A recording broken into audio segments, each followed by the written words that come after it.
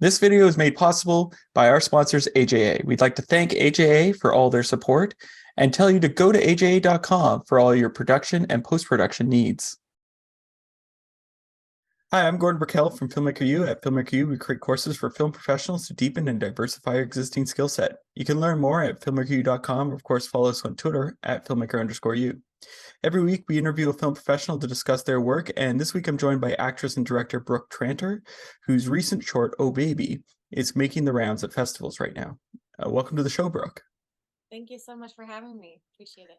Now, my first question for you, we're going to get into Oh Baby, but I want to know about your writing process. Like when I think about authors and screenwriters, like Charles Bukowski always had to write before he went to work at the post office. Dickens always locked himself in a room and talked to his characters. And Judd Apatow likes to do what he calls the vomit draft because he believes in editing as the process. So what is your writing process as a writer? As an individual writer, I am up before the world. Typically, my creative brain is on fire from like 4 a.m. to 6, roughly. However, when I'm writing with other people, that's normally not what's happening. So if I'm writing individually, early morning. If I'm writing with friends, or collaborators, usually we develop our own process. Kate and I specifically kind of go off an idea or an outline, and then we improvise dialogue together based on the characters we have. But that's interesting because one of my questions was you studied improvisation. So how does that work into the writing process? Like, do you guys just sit in the room and talk as the characters? Yeah, truly. At least for this film, individually, yes. The Duplass brothers actually talk about this in their book as well. So many people assume that writing is sitting down at a blank page at a computer, right, and typing away. But for a lot of people, that's painful, being included sometimes. So I have a separate voice recorder than my phone that I set up, and we just kind of go back and forth, whether it's ideas about the structure or dialogue like that, which we did a lot with Oh Baby because the dialogue is so specific to the character. We kind of went back and forth figuring out what Jane's perspective was through her words. I think what attracted me to color correction was the fact that we were like the next stage of cinematography. And the creative side was huge, trying to understand what was wrong with an image, how to balance it, trying to understand how to let the tools do what you want them to do. Where else can the technology go? What else can we do? I'm very interested in trying to mold the image and create the best look possible. And whatever tools are out there, you want to try and latch onto them. I'm Eric Whipp, and this is my course on color correction.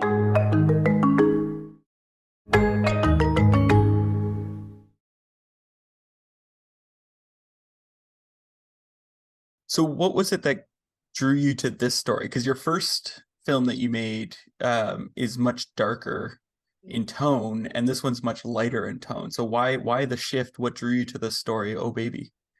Well, I would say most of my work is of a comedic tone. The first film I did was a very specific story from my past that I felt I needed to tell. So that is separate. Oh Baby is very much kind of the tone of my life. It's very serious conversations or topics kind of told through a comedic perspective.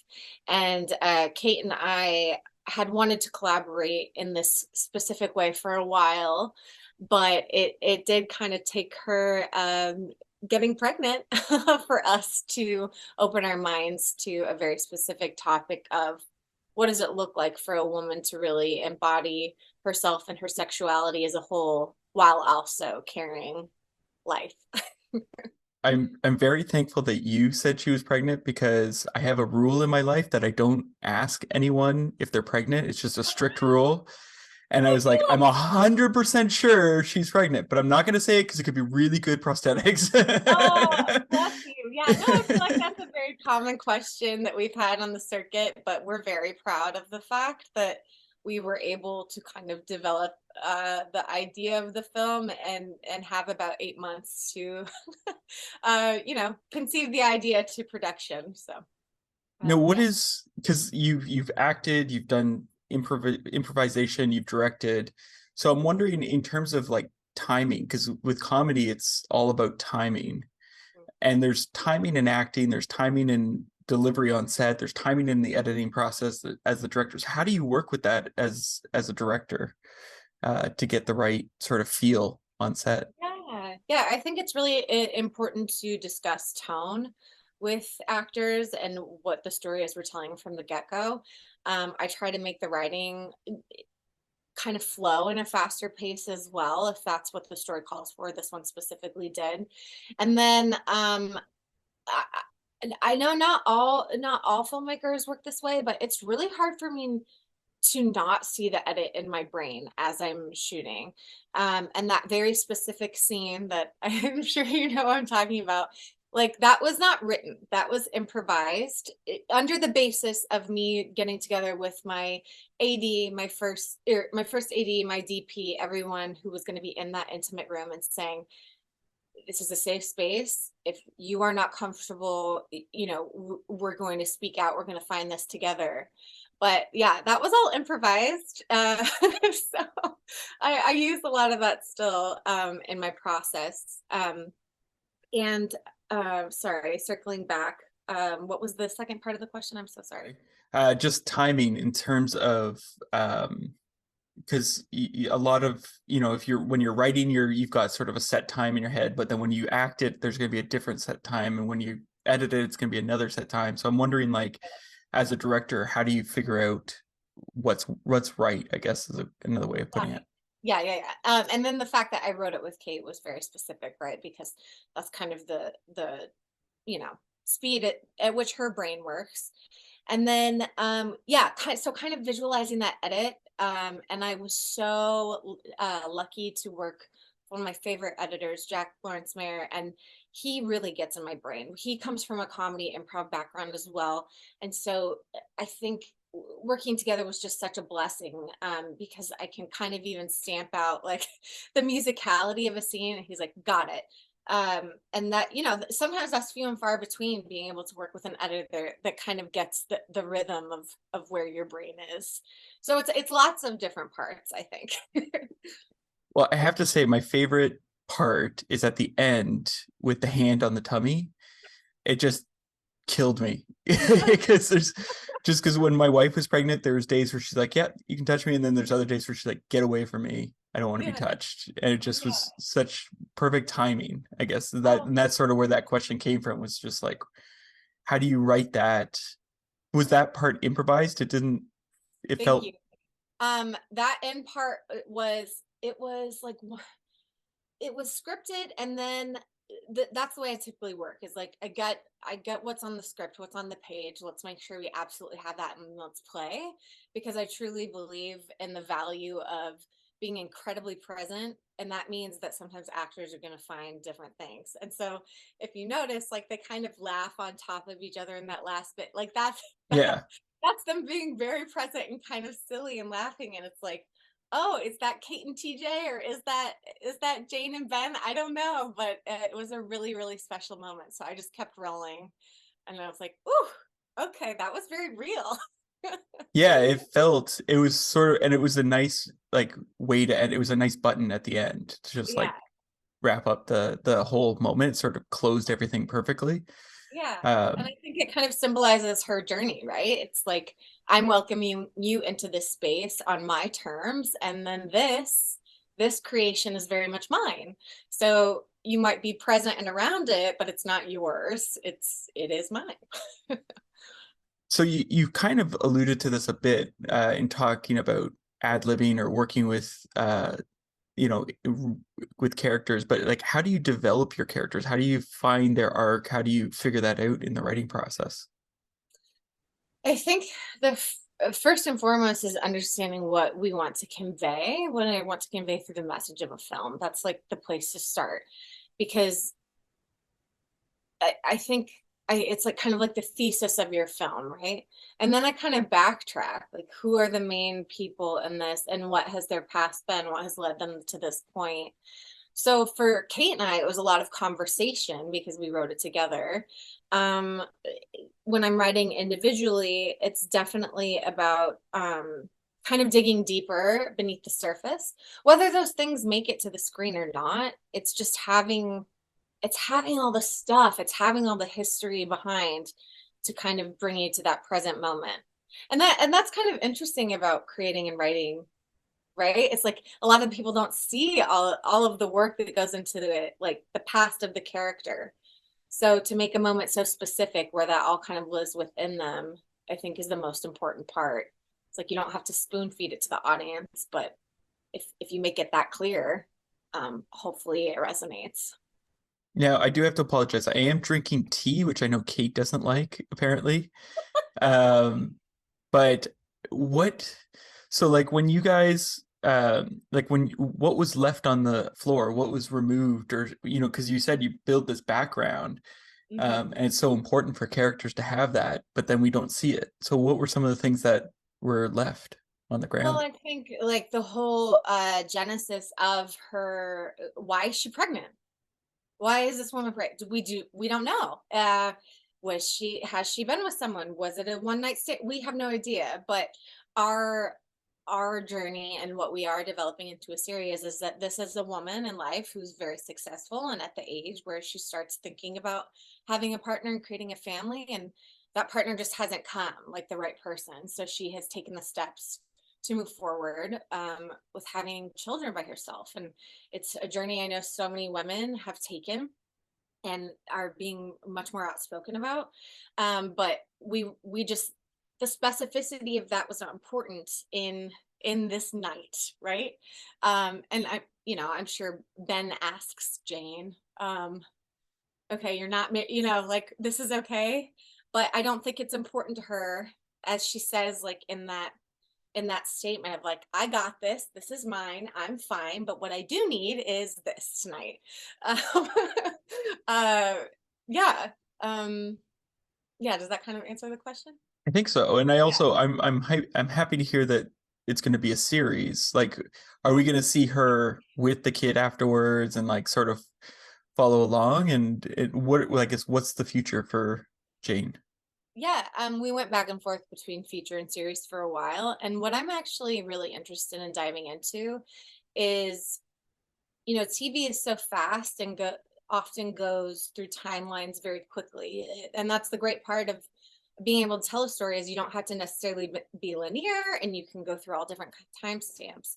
I'm actually interested in exploring the 9 months that a woman is pregnant. So from the idea that I'm going to do this, I'm going to have a baby myself, to getting pregnant, to those 9 months and doing it alone. I mean, she's going to have a world around her that supports her, but what does that actually look like? What are the moments that women actually go through, that people go through when they're pregnant, that we don't talk about, that are very universal, but are deemed like, oh no, we don't talk about those weird things, like that's too much, people don't want to hear about that. Well, I kind of say, F that. It's a universal experience, and some of it is very funny. Like even the beginning of the film where you see her kind of forgetting words and fumbling her in her mind. I've never had kids. I didn't know that was a thing where you kind of sometimes have little brain farts. I had no idea. So to understand that experience from Kate's individual pregnancy was very fascinating to me. It's like those individual little experiences, I think, are so important and so complex. That's what I'm interested in exploring in this series.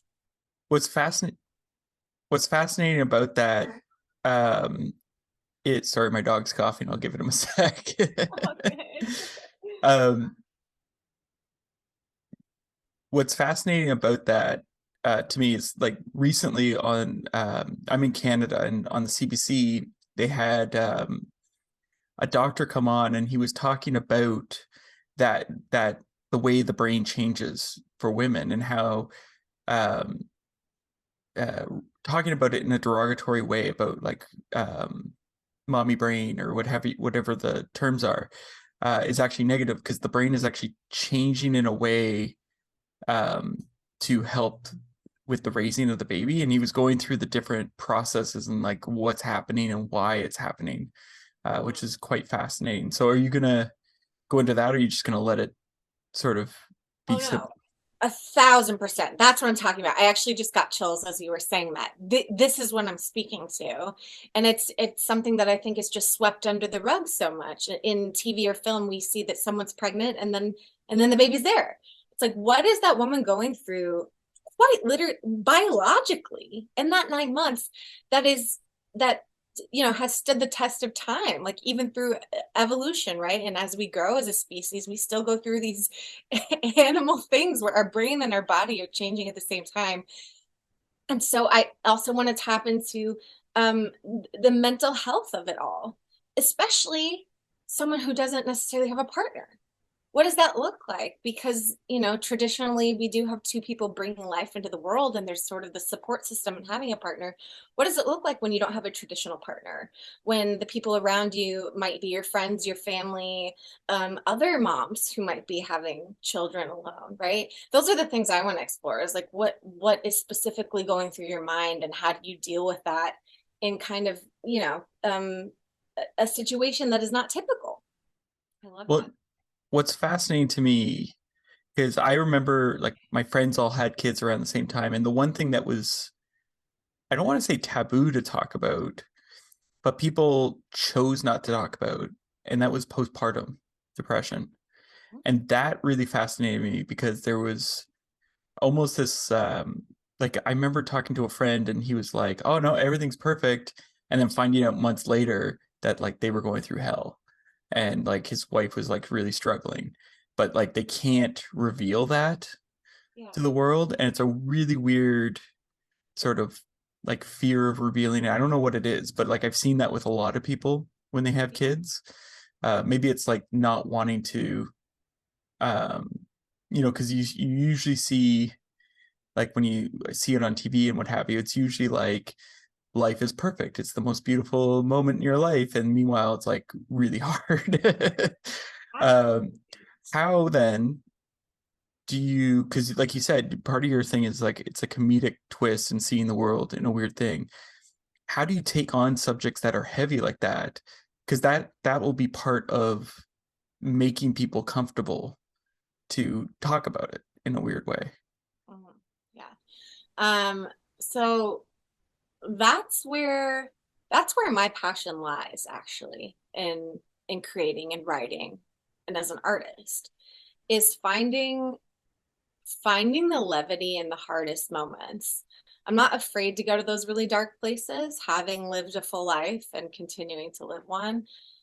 And the more that I dive into those topics, the more I realize how universal it is, and the conversations I have, just like this one, of like, oh, right, we're all kind of just hiding behind this filter of whatever we expect we're supposed to be, right? But I think there's immense strength within vulnerability and sharing. And those are just walls we're breaking down, I think, from other decades, right? Of like the perfect, for here, like the perfect American life. What does that look like? What? It doesn't exist. That's what it looks like, right?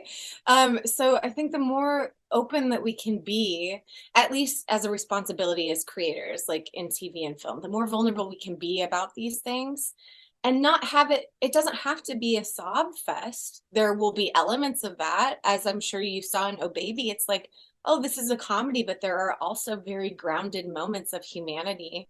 That's what I'm interested in telling, because in my life, I can speak to in the darkest times, comedy is what got me through.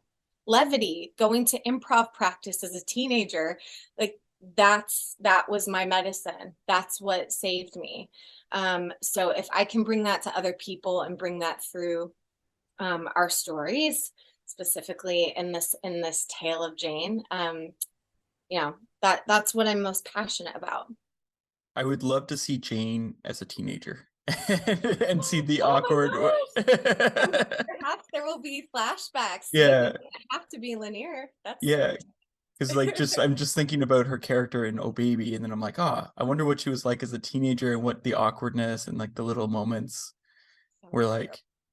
I have one last question for you. What would you say is your favorite guilty pleasure film to watch or TV show? Okay, I have several, if you'll believe it or not, but this is my go-to, and some people get it, some people don't. So I'm just going to preface that. My go-to guilty pleasure, could watch it any day, anytime, is My Best Friend's Wedding. I do not know why. It was like the prime of Julia Roberts' career, but there was something very much, I mean, even look at that film, right? It's like a very dark film. Oh, this woman is trying to steal her best friend from this, like, break up a wedding. I think anyone else that would have played that role, we would have hated the role of Jules, right? But for some reason, her humanity and bringing herself and her own pain and struggle to it made us laugh and like root for this woman, which obviously the ending is like perfection. Anyway, yeah, it's amazing. If you haven't seen it, you must. It's so good. Well, thank you so much for letting me interview you today. Thank you so much. Appreciate your time. Thanks for having me. And that's it for this week, everyone. Make sure to check us out at filmmakeru.com, or of course on Twitter at filmmaker_u. I'm Gordon Burkell. Thanks for watching. This video is made possible by our sponsors, AJA. We'd like to thank AJA for all their support and tell you to go to aja.com for all your production and post-production needs.